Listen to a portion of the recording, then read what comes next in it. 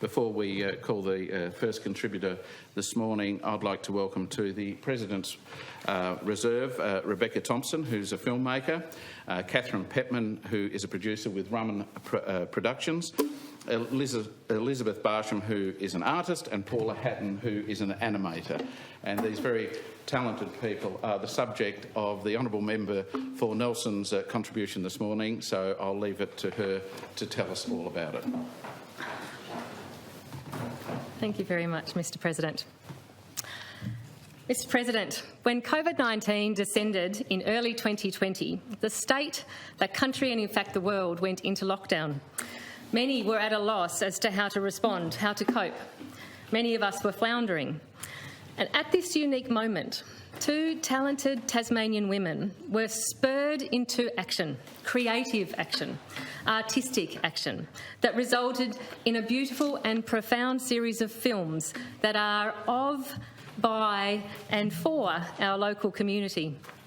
Catherine Petman and Rebecca Thompson knew that their response to that time of lockdown, that limbo, that shared uncertainty, must be to capture the experience through their art for posterity.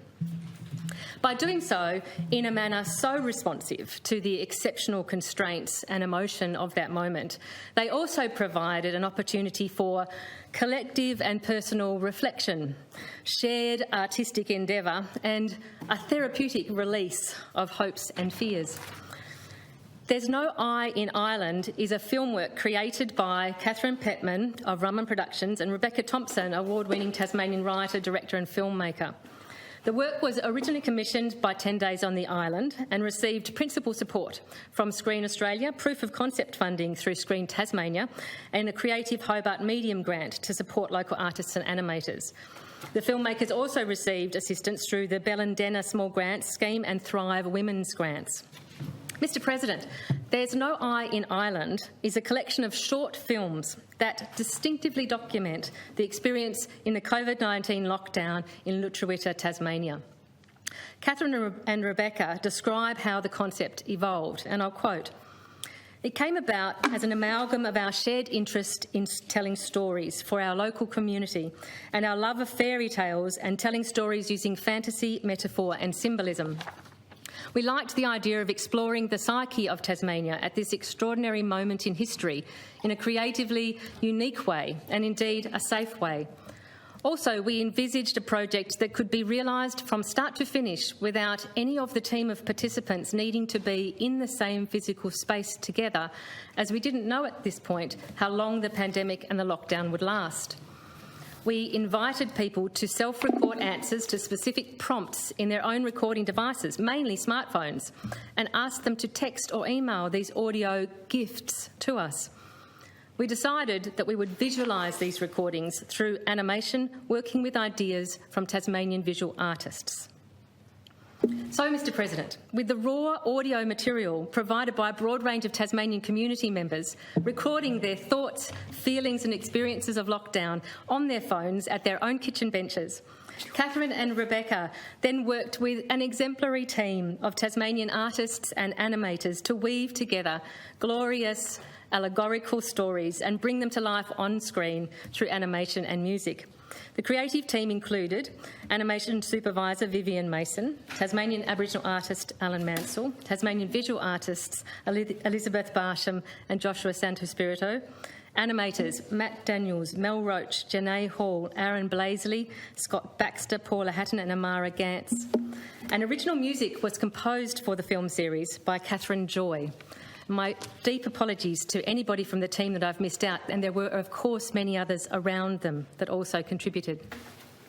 Mr President, during 10 Days on the Island in March 2021, the There's No I in Ireland series of films screened in Burnie, Launceston and New Norfolk as part of the Intimate Epics Weekend, and have been screened numerous other times in Hobart. But beyond our own small island, There's No I in Ireland has achieved global success and recognition, having been selected to feature in a large number of international film festivals and web fests, including in Poland, Sicily, Russia, South Korea, USA, Peru, Cyprus, Canada, Spain, Greece, Italy, Georgia, Brazil and Denmark, to name some.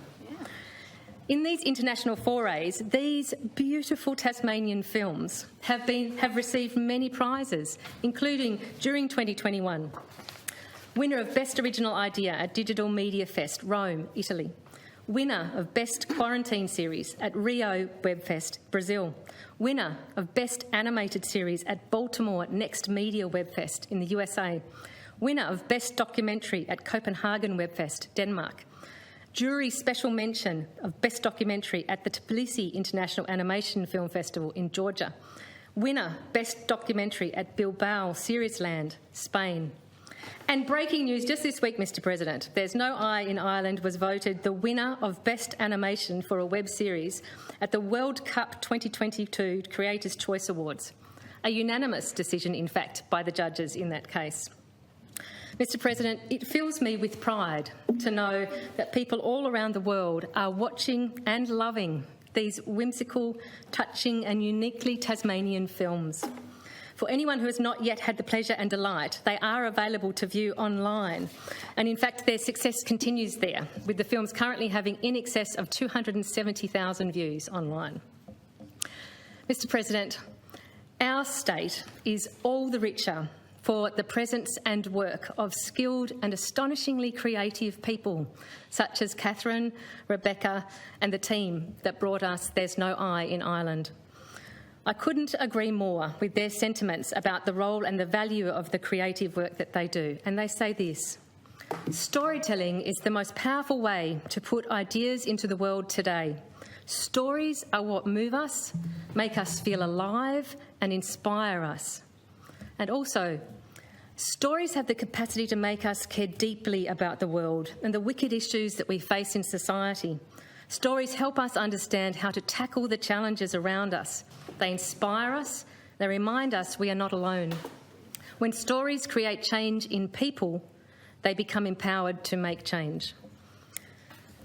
During the challenging times of COVID, when the arts have been so profoundly affected, I would like to especially recognise, honour and celebrate the important work of the Tasmanian artistic community. There's No I in Ireland is a shining example of that brilliant work, and I commend and thank Catherine, Rebecca and all those involved in its creation. Hear, hear. Hear, hear. Yeah. I hear.